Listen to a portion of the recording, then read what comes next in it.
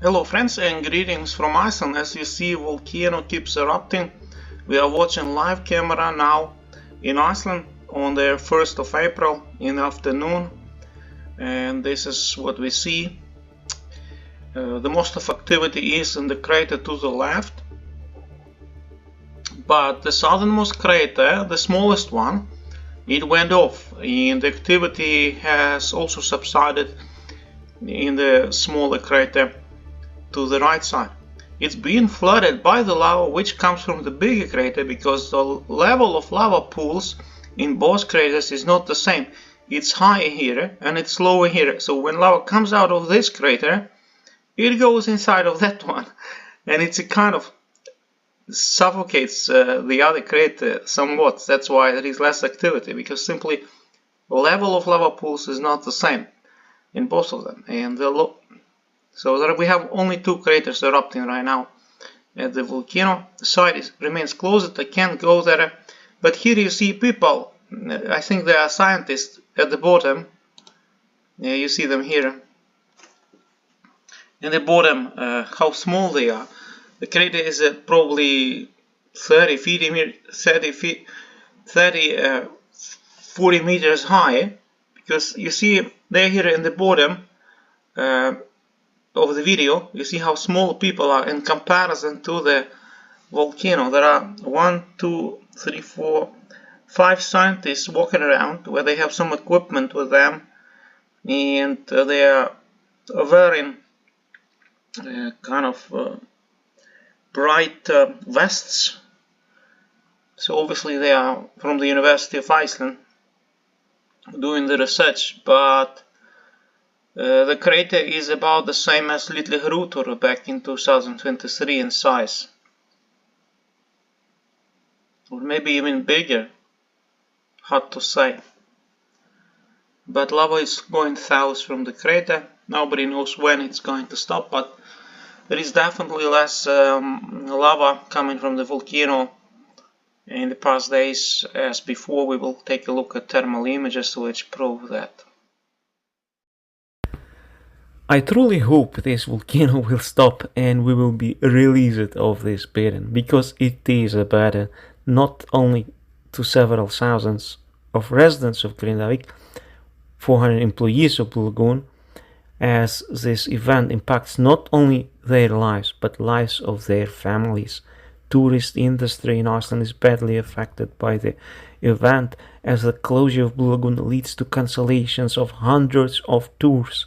Keep in mind that the tourist industry is the biggest in Iceland and provides employment to the great part of population in Iceland. Even I am involved in tourist industry, and the tours that I was supposed to drive to Blue Lagoon had been cancelled, and I have been left without a job for some days. Hence, the negative repercussions are really big through Iceland. The very government budget is affected, and losses are measured in millions of dollars. Though I know many spectators perceive this as a fascinating natural event when looking from abroad, but it has a sad and negative flavor behind it here in Iceland, unlike touristic Fagradalsfjall eruptions at Gyllingadalur, Merðardalur and LingER back in 2021 through the summer of 2023. The previous volcanic events did not have this burdening effect behind. Quite the opposite, they brought thousands of visitors to Iceland. In Iceland government and the society of Iceland only benefited from them.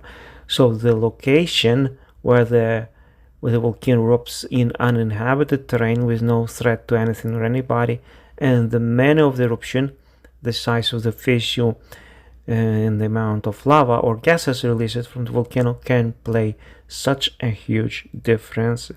Eruptions of 21 Fagradalsfjall and eruptions north of Grindavik is a good example. Aerial images indicate the end of the eruption. This is the title of the article from the morning newspaper published yesterday afternoon. There has been a good opportunity to monitor the progress of volcanic eruption at Sundhnukur in the last few days, as the conditions for the satellite observations have been exceptional. As we had rather clear skies in Iceland recently, though it had been rather cold. A research unit in volcanology and natural hazards at the University of Iceland has used this to analyze the state of the eruption. For example, by comparing images from different satellites. As you see here, the difference between 27th and 29th of March. As you see, our observations indicate that the magma flow has significantly decreased in the period from 27th of March to today, yesterday, and that in the last 24 hours the magma flow has decreased by up to half, says the unit's post on Facebook. We have half as less magma coming from the craters as compared to a few days ago. The post also says that the comparison of images from the Sentinel satellite shows that between March 27 and March 29, or in 48 hours, the lava flow has slowed down closer to the craters, and the activity in the lava has been slowed down to Hagafell. Furthermore, the third crater is not as clear in the image on March 29 as you see in the brownish image. When looking at images from the Landsat satellite from March 29th to March 23rd, or over a 24-hour period, it can be seen that the thermal radiation from the volcanoes decreases overall during this 24 hours period. This is consistent with what we are seeing on webcams, but the northernmost crater is the only one that is active in any visible way today, like majorly active. The other one is there is some activity in him too.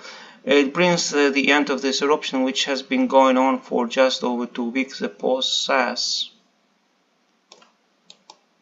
This is the post from on their Facebook page. You see it here. See, on 27th, the spread of lava had been much greater. There was more lava tongues to the south, and 29th we see much less lava, and also the other crater gone off, the smallest one to the south, so it's can obviously see the difference. It's decreasing in power. This 29th and the 30s. So it's dwindling in activity, that's a fact. Earlier today, Icelandic morning newspaper published an interview with Icelandic volcanologist Þorvaldur Þórðarson, who expressed the opinion that he does not count with another volcanic event at Sundhnukur crater. He says that the volcano, the eruption site, clearly reduces productivity, and the heat flow from the crater is not proportional to the amount of magma that is emerging. And he is referring to the aerial images which depict the heat radiation from the volcano. When we see from the thermal images that the thermal flow is decreasing, it indicates that the productivity is being reduced little by little. It only ends in one way, with the eruption stopping. It can still grind on in the next few days. We are not talking about the end in the next few hours. So the volcano might erupt for some days more, most likely perhaps 3 weeks, like it was the case with Linger and Maradal eruption. 2-3 weeks was the time. It follows a pretty similar pattern, it looks like. And if we look at the land rise in Svartsengi, it has become quite flat. After further explanation, Þorvaldur says that this means that the shallower magma storage, which is at the depth of 4 to 5 kilometers under Svartsengi, is no longer receiving magma. So now it's just flowing straight up from the deeper magma chamber, which is 10 to 15 kilometers deep. He says this is like the first volcanic eruption in FYRIR. The activity in the crater that is active now, similar to what was in the first weeks of that eruption. It was characterized by weak magmatic activity. It still seems to be able to keep a flow from this deeper storage chamber. And when the flow drops below 2 or 3 cubic meters per second, this eruption ends. It may take a few more days or weeks even. No, they're weeks. So it might last for some weeks, not just days, at this smaller rates of the eruption. The cycle is complete. Þorvaldur says there is good news in this. I believe that when this is over, the activity at Sundhnukur Giga crater will end. When asked if he expects another volcanic event to happen at this place, that's not to say that there can't be an event elsewhere, says Þorvaldur, and adds, because this has come from the deeper chamber and the land rise has stopped. This process that we have been watching since November 10th is over. In my opinion, those events have been related to magma flowing from this deeper storage chamber into the shallower chamber. Þorvaldur Þórðarson believes that the current volcanic event and the last events of a few months in Grindavik were driven by plate separation, tectonic plate separation, which started, as you know, with a big tectonic event on November 10th, when we had numerous cracks and fissures opening up in Grindavik with no eruption though. So that marked the beginning of the event. And he further explains, when the shallow chamber was full, it emptied itself, and the events were connected to the emptying. And Þorvaldur says that because this cycle where the small chamber fills and empties itself is over, it is an indication that the events at Sundhnukur will also end. Then the activity could shift somewhere else. Þorvaldur points out the seismic activity on the Trölladingi and Krysuvik fault lines, somewhat further east of Fagradalsfjall and Grindavik, as interesting. There can be a plate boundary, and maybe it's a preparation for the next eruption that could occur further east, he says. When asked, he says that he can't rule out that the eruption can start in Eldgos further west. The earthquakes are always telling us some story, even if we understand or even misinterpret the story.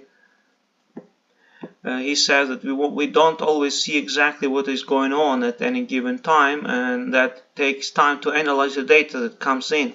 It is quite possible that what happens in Trölladingi and Krysuvik is a movement of tectonic plate boundaries and paves the way for magma to flow up to the surface. Finally, Þorvaldur points out the importance of looking at all sides of the issue.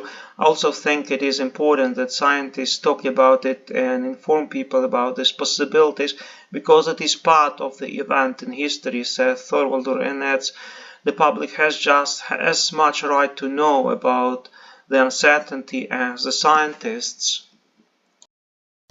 Now, Magnus Tumi Gudmundsson, professor of geophysics at the University of Iceland, has somewhat different opinion from Þorvaldur Þórðarson, and he says that it is not possible to state the end of the eruption based on the information on the heat output, although they certainly provide clues about the situation.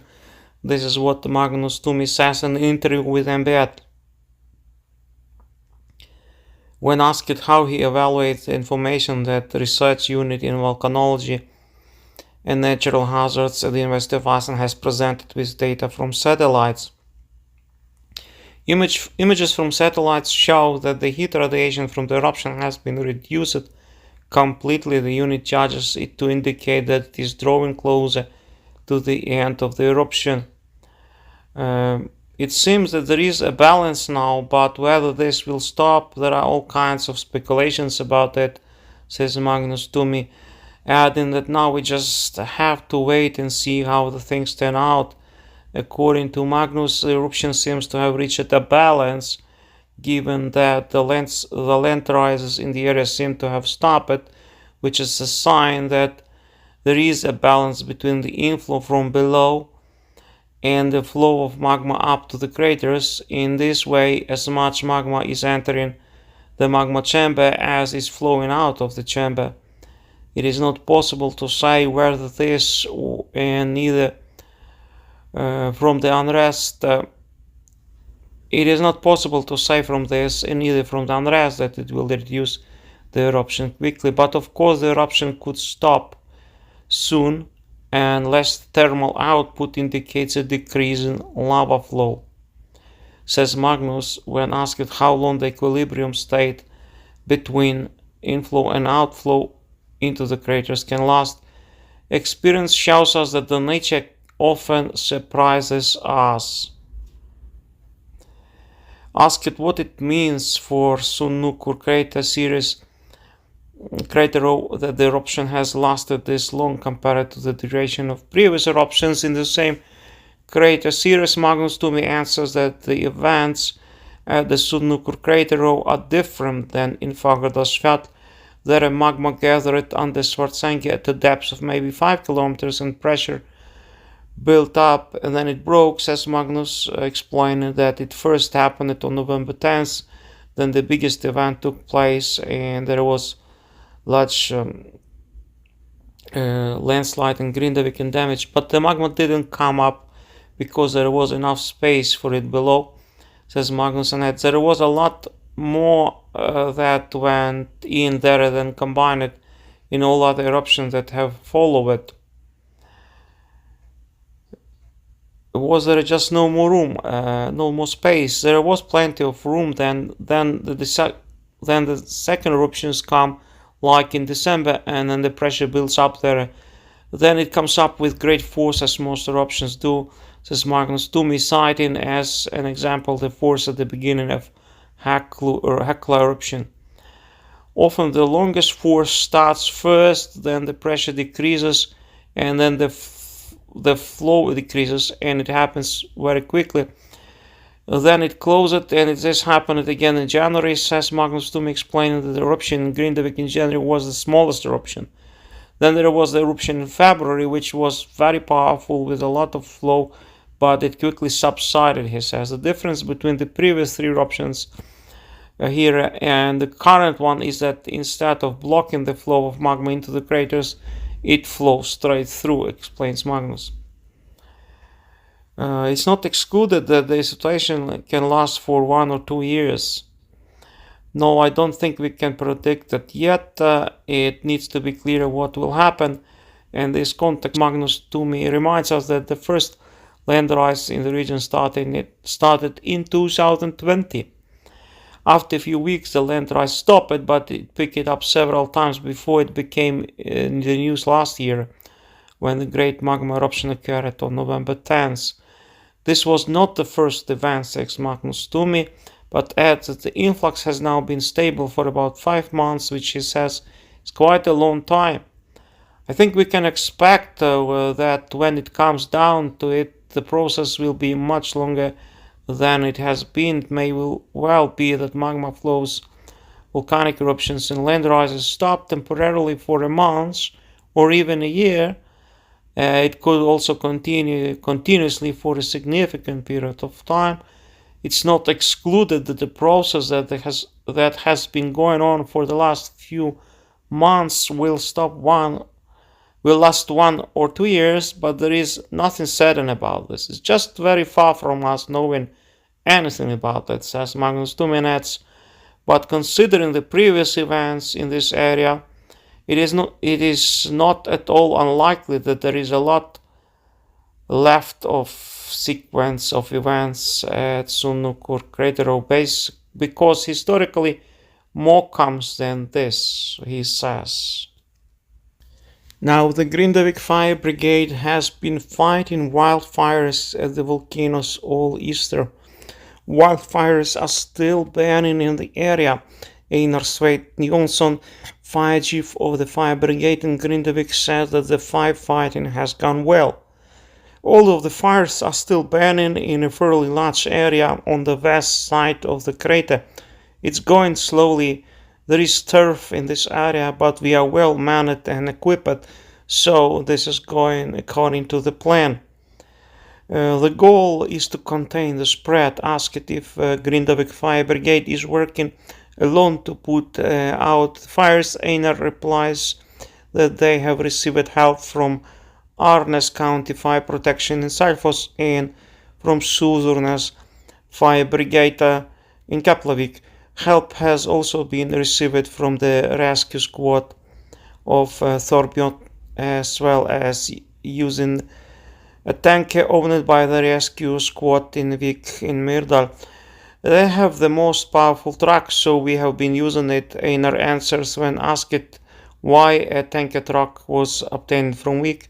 Other times buggy cars are used. Einar says the goal is to control the spread of the fire on the west side of the crater so that it will be easy to keep the wildfires down so it doesn't grow, and it's best to get it down like we got it down on the east side of the crater. Those are the latest volcanic updates from Iceland on April 1st, 2024. Using the occasion, once again, I wish you happy Easters. Today is second Easter day in Iceland. We call it Pascha in Icelandic, and it's a holiday. I wish you all the best. Peace and blessings from Iceland. Be well. Here you see some footage from 2022. Peace and blessings from Iceland. God bless.